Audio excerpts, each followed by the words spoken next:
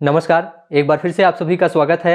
दोस्तों, आज के इस वीडियो में हम सीटेट एग्जाम 2021 के लिए गणित के ऐसे महत्वपूर्ण प्रश्नों को देखेंगे जिनसे संबंधित प्रश्न हर बार सीटेट एग्जाम में बनता है।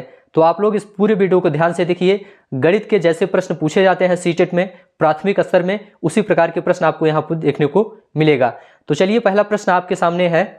3 ब्रांड ABC के पेन क्रमशः 10, 12 और 24 के पैकेटों में उपलब्ध हैं। यदि एक दुकानदार को तीनों प्रकार के पेन समान संख्या में खरीदने हैं तो उसके द्वारा खरीदे जाने वाले पैकेटों की न्यूनतम संख्या क्या होगी। दोस्तों देखिए, सवाल देखने में बड़ा लगता है लेकिन सॉल्व करने में बहुत ही आसान होता है। सिंपल सा क्या करना है, पैकेटों की न्यूनतम संख्या आपको बतानी है। तो जो मान दिया है इसका हम पहले लासा निकाल लेंगे। क्या करेंगे, 10, 12 और 24 का लासा निकाल लेंगे। ठीक है, 10, 12, 24 का लासा कितना होता है दोस्तों? 120 होता है।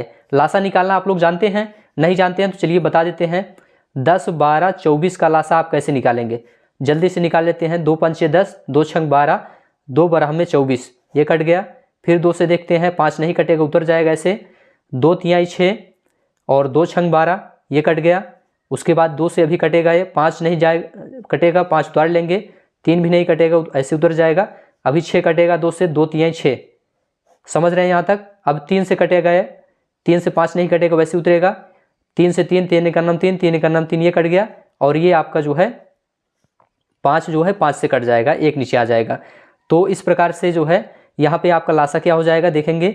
2 दूनी 4, दूनी 8, त्रिक 24 पंचे 120, 120 आपका जो है लासा हो गया।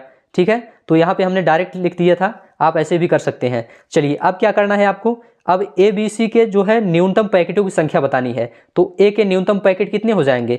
A का मान यहाँ 10 है, तो क्या करेंगे, यहाँ लासा जो निकला है 120 में 10 से भाग कर देंगे तो हमारा कितना आ जाएगा, 1 0 से 1 0 कैंसिल, 12 आ जाएगा। A का मान कितना आ गया, A की पैकेटों की संख्या 12 हो गई। और B की कितनी हो जाएगी? B में जो है क्या करेंगे, 120 में हम B वाला मान कितना है, 12 है, तो 12 से भाग कर देंगे। 12 दहम 120, 10 हो गया। इसी प्रकार से C वाला देखेंगे। C में 120 में हम C का मान कितना है, यहाँ 24 है, तो 24 से भाग कर देंगे। 24 पंचे 150, 120।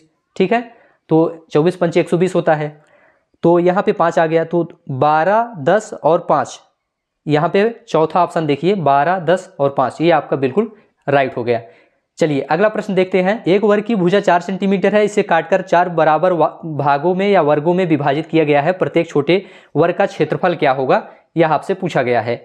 तो इसमें बताइए, देखिए आपको कैसे लगता है इसका सवाल, ध्यान से देखिए। इसमें प्रत्येक छोटे वर्ग का क्षेत्रफल निकालना है। तो पहले बड़े वर्ग का क्षेत्रफल क्या होगा, देखिए भुजा इतनी है तो बड़े वर्ग का क्षेत्रफल क्या है, बड़े वर्ग का क्षेत्रफल, भुजा 4 है तो क्षेत्रफल भुजा का स्क्वायर, 4 का स्क्वायर बराबर 4 चौक 16 हो जाएगा। ठीक है, बड़े वर्ग का क्षेत्रफल कितना आ गया, 16 आ गया। अब हमको छोटे वर्ग का क्षेत्रफल निकालना है। सिंपल सा है, छोटे वर्ग का, प्रत्येक छोटे वर्ग का क्षेत्रफल निकालना है। ठीक है, प्रत्येक छोटे वर्ग का क्षेत्रफल आप कह सकते हैं इसे, प्रत्येक छोटे वर्ग का क्षेत्रफल। देखिए कह रहा है कि जो वर्ग की भुजा है इसमें काटकर 4 बराबर भागों में विभाजित करना है। तो बड़े वर्ग का क्षेत्रफल जो 16 आया है, इसमें क्या करेंगे, इस 4 से हम भाग कर देंगे। जो 4 भागों में बांटना है हमको ना, जितने भागों से बांटना है उससे हम भाग कर देंगे। 4 से भाग कर देंगे तो 4 चौक 16, 4 सेंटीमीटर स्क्वायर हमारा आंसर आ गया। सिंपल सा ये वाला प्रश्न विकल्प आपका सही है पहला। तो ये वाला सवाल ऐसे ही लगेगा, सिंपल सा, पहले जो भुजा दी है उसका क्षेत्रफल निकाल लेंगे, 4 का 4 चौक 16 हो गया। उसके बाद जो है 4 से उसमें भाग करके छोटे वर्ग का क्षेत्रफल निकल जाएगा। अगला प्रश्न देखेंगे। अब निम्नलिखित में से कौन सा कथन सही नहीं है? सभी अभाज्य संख्याएं विषम संख्याएं होती हैं, क्या यह सत्य है? तो देखिए दोस्तों, सभी अभाज्य संख्याएं विषम संख्याएं नहीं होती हैं। कैसे नहीं होती हैं? जैसे कि 2 देखिए, 2 क्या है, सबसे छोटी अभाज्य संख्या है और ये जो है एक सम संख्या है। यहाँ पे कह रहा है कि सभी अभाज्य संख्या विषम होती हैं, ऐसा नहीं होता। सभी अभाज्य संख्याएं विषम नहीं होती हैं, सम भी होती हैं। ठीक है, इसलिए आपका जो है, जैसे कि 2 है, 2 जो है सम भी है और अभाज्य भी है, इसलिए पहला ही कथन आपका गलत है, यही आपको बताना था, इसलिए पहला ही ऑप्शन आपका राइट हो जाएगा। दूसरा क्या दिया है, अभाज्य संख्याएं अपरिमित रूप से अनेक हैं, यह सत्य है। अभाज्य संख्याओं के केवल 2 गुणनखंड होते हैं, यह भी सत्य है। और 1 अंक वाली केवल 4 अभाज्य संख्याएं हैं, बिल्कुल, जैसे कि 2 है, 3 है और 5 है और 7 है। ये एक अंक वाली 4 अभाज्य संख्याएं हैं, तो इसलिए सभी सही हैं, पहला ही गलत था, यही बताना था। चलिए अगला सवाल देखते हैं। वह संख्या जो 1 से 10 तक सभी संख्याओं से विभाज्य होगी निम्न है। तो इसमें आपको देखिए विकल्प से ही आप इसे सॉल्व कर सकते हैं। 1 से लेकर 10 तक मतलब कि 1 2 3 4 5 6 7 8 9 10 सभी संख्याओं से इसमें से कौन सी संख्या कटेगी? क्या 10 कटेगी? 10 जो है नहीं कटेगी।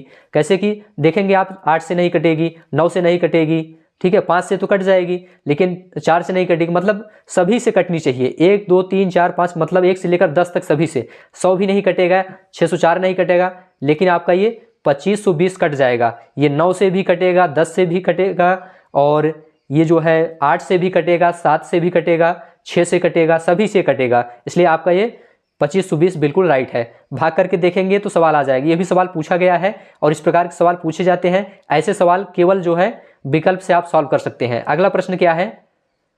आयशा के पास केवल 5 रुपए और 10 रुपए के सिक्के हैं। यदि उसके पास सिक्कों की कुल संख्या 25 और 160 रुपए का धन है तो उसके पास 5 रुपए और 10 रुपए के सिक्कों की संख्या क्या है? तो 5 रुपए 10 रुपए के सिक्कों की संख्या में नहीं पता है, तो हम मान लेते हैं माना 5 रुपए के सिक्कों की संख्या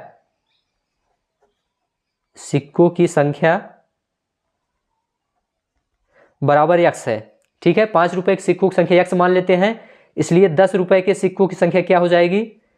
10 रुपए के सिक्कों की संख्या हो जाएगी, यहाँ पे कुल सिक्का जो है 25 है, तो 5 रुपए वाला x है, तो 10 रुपए वाला 25 माइनस x हो जाएगा। ठीक है, कुल 25 है इसलिए 25 माइनस x हो गया। अब कह रहा है कुल धन 160 है, इसका मतलब इन दोनों को जोड़ के हम 160 लिख सकते हैं। तो 5 रुपए के x सिक्के का मतलब क्या हुआ? कुल 5 x सिक्के हुए। इसी प्रकार से प्लस लगाएंगे, और 10 रुपए के 25 माइनस x सिक्के का मतलब 10 गुणे 25 माइनस x हो गया है। ये 25 माइनस x जो है 10 रुपए वाले सिक्के हैं, और ऐसे ही कुल 10 हैं तो 10 में इसमें गुणा हो जाएगा, और बराबर क्या हो जाएगा? 160 आपको दिया है, 160 लिख सकते हैं। यहां तक क्लियर है, कोई दिक्कत नहीं है। अब लिखेंगे 5x प्लस 10 का 25 में गुणा, 25 दहमा 250, और माइनस 10x, ये 10 का गुणा x में हो जाएगा, बराबर 160। 5x में 10x घटाएंगे तो माइनस 5x आएगा, और बराबर 160, ये प्लस है इधर आएगा माइनस 250 हो जाएगा, और माइनस 5x बराबर क्या हो जाएगा? 0 में से 0 गए 0, और 15 में से 6 घटाएंगे तो 9 आ जाएगा, और 1 में से कुछ नहीं, तो माइनस 90 आ गया ये। ठीक है, 250 में 160 घटाइए, माइनस 90 आ गया, और x बराबर क्या हो जाएगा? x बराबर 90 में 90/5 हो जाएगा, बराबर 18 आ जाएगा। x का मान 18 आ गया। आपको क्या निकालना है? 5 रुपए और 10 रुपए के सिक्के। तो 5 रुपए वाले कितने सिक्के होंगे? 5 x माने हैं, तो 18 x का मान आया है इसलिए 18 हो गया। और 10 रुपए वाले कितने होंगे? 25 माइनस x माने थे आप, तो 25 माइनस 18 कर देंगे, तो 25 और 18 कर देंगे, कितना आ जाएगा? 7 आ जाएगा आपका। तो 18 और 7 आपका आंसर आ गया। पहला विकल्प बिल्कुल राइट है। इस प्रकार के सवाल दोस्तों ऐसे ही लगेंगे, आसानी से आप इनको सॉल्व कर सकते हैं। चलिए अगला प्रश्न देखेंगे। यहाँ पे मान ज्ञात करना है, यह भी प्रश्न प्रीवियस में पूछा गया है। तो इसमें क्या करना है? बॉड मास का नियम लगाना है, पहले भाग करना है, फिर गुणा, फिर जोड़, फिर घटाना। तो चलिए सॉल्व करते हैं। 17.5 ऐसे ही लिखेंगे, गुणे 3 ऐसे ही लिखेंगे, माइनस 21 भागे 7 है, तो 7 त्रिक 21, 3 भाग चला जाएगा, 3 लिख देंगे, फिर माइनस 3 गुणे 12.5 ऐसे उतर जाएगा। अब क्या करेंगे? अब गुणा करेंगे इन दोनों का। 3 पचे 15 की 5 हासिल 1, 3 सत्ते 21 1, 22 की 2 हासिल 2, 3 का नाम 3 2 5, 52.5 आया। फिर माइनस 3 है, इसको ऐसे लिख देंगे, फिर ये माइनस 3 का इसमें गुणा कर देंगे। 3 पचे 15 की 5 हासिल 1, और दशमलव 3 दूनी 6 1 7, और 3 का नाम 3, 37.5 आ गया। अब क्या करेंगे? 37.5 और 3 को जोड़ लेंगे, और जो है पहले 52.5 ऐसे लिखेंगे, फिर माइनस लगाएंगे, इन दोनों को जोड़ेंगे, 37 3 40.5 आ गया। अब 52.5 से 40.5 आप घटाएंगे तो कितना हो जाएगा? तो देखिए आप 5 में से 5 घटाएंगे 0 हो जाएगा, दशमलव 52 में से 40 घटाएंगे तो कितना आ जाएगा? 12 आ जाएगा। तो 12 आपका आंसर यहाँ पे सही है। चलिए अगला प्रश्न अब देखेंगे। एक बाग के वृक्षों में नीम के वृक्षों की संख्या 1/6वां भाग है। आधे वृक्ष अशोक के हैं और शेष यूकेलिप्टस के हैं। यदि नीम के वृक्षों की संख्या 5 है तो यूकेलिप्टस के कितने वृक्ष हैं, आपको यह बताना है। तो यहाँ पे आप देखेंगे जो संख्या दिया है पहले उसी को लिखते हैं। नीम कितना दिया है? नीम बराबर कितना है? नीम की संख्या 5 है। कह रहा है कि जो नीमों की संख्या है वो कुल संख्या का 1/6 है, इसलिए कुल संख्या क्या हो जाएगी, कुल संख्या हो जाएगी, नीम 1/6 है तो कुल संख्या 6 से 5 में 6 से गुणा हो जाएगा, 30 हो जाएगा, कुल संख्या 30 हो जाएगा।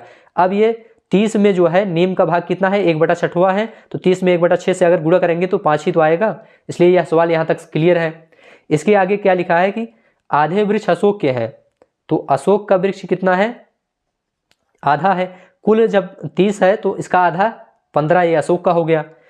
और कह रहा है शेष यूकेलिप्टस के हैं, तो यूकेलिप्टस के कितने हो जाएंगे, यूकेलिप्टस के कितने हो जाएंगे, कह रहा है कि शेष है यूकेलिप्टस, कुल 30 है, 30 में हम घटा देंगे अशोक का और नीम का जोड़ के घटा देंगे, 15 + 5 ये जोड़ देंगे और इसमें घटा देंगे पूरे वृक्ष में, 30 - 20 = 10 हमारा आंसर आ गया। ये वाला ऑप्शन सही है। तो इस प्रकार सवाल दोस्तों ऐसे लगते हैं, इस प्रकार के सवाल हर बार सीटेट एग्जाम में जरूर पूछे जाते हैं, इसलिए आप लोग इनको ध्यान से देख लीजिए। चलिए अगला प्रश्न देखते हैं। एक रेलगाड़ी दिल्ली से 29 अगस्त 2019 को 16:30 बजे प्रस्थान करती है और अपने गंतव्य पर 31 अगस्त को सुबह 8:45 बजे पहुंचती है। इस यात्रा का कुल समय आपको बताना है। तो यहाँ पे देखिए 29 अगस्त को यात्रा शुरू होती है 16:30, मतलब कि शाम का ये समय है दोस्तों, मतलब कि शाम 4 बजे, शाम 4:30 बजे से यात्रा शुरू होती है और 31 अगस्त तक चलती है 8:45 तक। तो हमें इसके बीच में समय बताना है कितना समय लगा है। तो 29 के बाद 30 अगस्त को कितना हो जाएगा, 30 अगस्त को शाम को 16:30 तक, शाम तक कितना समय होगा, देखिए शाम को 16:30 से सुबह 30 को अगर देखेंगे तो 12 घंटे होते हैं, लेकिन शाम तक देखेंगे 16:30 तक तो 24 घंटे होते हैं। ध्यान रखिएगा 29 तारीख को अगर आप 16:30 से शाम को चलते हैं, अगले दिन जो है 30 तारीख को 16:30 शाम तक 24 घंटे होते हैं, इसको याद रखना। इसके बाद जो है 31 अगस्त लिखेंगे, 31 अगस्त तक यात्रा चलती है ना, तो 31 अगस्त को सुबह 8:45 तक ही चलती है, तो 31 अगस्त को हम सुबह जो है 4:30 तक पहले लिखते हैं। 4:30 तक जो है कितना समय लगेगा सुबह, ये 12 घंटे लगेगा, ठीक है। 30 तारीख को शाम 4:30 से सुबह 4:30 तक 12 घंटे हो जाएगा। और इसको जो है सुबह कहाँ तक ले जाना है समय, 8:45 तक, 8:45 बजे तक सुबह हमको बताना है, ठीक है। तो 8:45 से सुबह 4:30 से 8:45 के बीच कितना समय होगा, घटा देते हैं, बड़े वाले में छोटे वाले घटा देंगे, समय बीच का निकल आएगा। 8 में से 4 घटाएंगे तो 4 घंटे हो जाएगा, 45 में से 30 घटाएंगे तो 15 मिनट, 4 घंटे 15 मिनट, ठीक है। ये 4 घंटा है, ये 4 जो है ये घंटे में है, 4 घंटा 15 मिनट। टोटल समय कितना हो गया इसको आप लिख लीजिए, टोटल समय आपका हो जाएगा 24 + 12 प्लस ये 4 घंटा 15 मिनट। तो जोड़ लीजिए 24 और 12 जोड़ लेते हैं, कितना हो जाएगा, 20 × 10 = 30, 30 × 6 = 36, 4 = 40, बराबर हो जाएगा 40 घंटे 15 मिनट। यही आपका आंसर हो गया, 40 घंटे 15 मिनट, ठीक है। तो ये चौथा विकल्प आपका राइट है। ये सवाल हर बार इस प्रकार सवाल आते हैं, तो इनको आप ऐसे ही आसानी से सॉल्व कर सकते हैं। चलिए थोड़ा सा कैलकुलेशन था बस, और कुछ नहीं था। अगला प्रश्न है, एक 180 सेंटीमीटर लंबी तार को एक आयत का रूप दिया गया है, यदि आयत की चौड़ाई 30 सेंटीमीटर है तो इसकी लंबाई क्या है। जो 180 सेंटीमीटर तार है दोस्तों, इसको आयत बना दिया गया है, इसका मतलब ये पूरा आयत का परिमाप हो जाएगा। क्या लिखेंगे, आयत का परिमाप बराबर कितना है, 180 सेंटीमीटर हो जाएगा। तार की जो लंबाई है वही इसका परिमाप हो जाएगा, क्योंकि उसी को मोड़ के बनाया जा रहा है आयत, ठीक है। यहां तक क्लियर है। तो आयत का परिमाप सूत्र क्या होता है, 2 लंबाई धन चौड़ाई, ये आयत का परिमाप का सूत्र होता है। और आयत का परिमाप दिया है 180, तो बराबर 180 हम लिख सकते हैं। यहां तक क्लियर है। 2 ऐसे ही लिखेंगे, लंबाई आपको ज्ञात करना है तो लंबाई ऐसे ही लिख देंगे, प्लस चौड़ाई यहाँ 30 दिया है तो 30 लिख देते हैं, बराबर 180, और लंबाई प्लस 30 ऐसे ही रहेगा। ये 2 जो है गुणा है, यहाँ के भाग हो जाएगा, 180/2 तो बराबर क्या आ जाएगा, 90 आ जाएगा, ठीक है। तो लंबाई बराबर क्या हो जाएगा, ये प्लस 30 जो है 90 में जाके घट जाएगा, 90 - 30 हो जाएगा, बराबर 60 हो जाएगा हमारा आंसर। लंबाई कितना आया, 60 सेंटीमीटर। तो इस प्रकार सवाल ऐसे ही लगेंगे, ध्यान से आप देख लीजिए। एक और सवाल देख लेते हैं। इस प्रकार के सवाल देखिए कैसे लगते हैं। इस प्रकार के सवाल दोस्तों आप विकल्प से सॉल्व कर सकते हैं। इसमें पूछा गया है कि मैं 1-2 अंकों की संख्या हूं, दहाई के स्थान पर अंक और इकाई के स्थान पर अंक क्रमिक अभाज्य संख्याएं हैं, अंकों का योग 3 और 4 का गुणज है, वह संख्या कौन सी है। तो ऐसे सवाल केवल विकल्प से लगते हैं। तो पहला ही विकल्प चलिए मान के चलते हैं। इसमें कह रहा है कि मैं 1-2 अंकों की संख्या हूं, बिल्कुल यह 2 अंकों की संख्या है। दहाई के स्थान पर अंक और इकाई के स्थान पर अंक क्रमिक अभाज्य संख्याएं हैं, तो यहाँ पे इकाई का भी अभाज्य है, दहाई का भी अभाज्य है, यह भी सही है। कह रहा है कि अंकों का योग 3 और 4 का गुणज है, इनका योग करिए, 7 और 5 कितना होता है, 12 होता है। और 12 ये जो है 3 और 4 का गुणज है, कैसे है, 3 चौक 12 और 4 तिहाई 12। तो इसका मतलब ये पहला ही ऑप्शन बिल्कुल राइट है। तो इस प्रकार सवाल ऐसे ही लगते हैं दोस्तों अभी के लिए बस इतना ही। वीडियो आपको कैसा लगा आप लोग बताइए कमेंट में। अच्छा लगा है तो चैनल को अभी सब्सक्राइब करिए। अब हम आपको नेक्स्ट वीडियो में मिलेंगे, तब तक के लिए आप सबका बहुत बहुत धन्यवाद।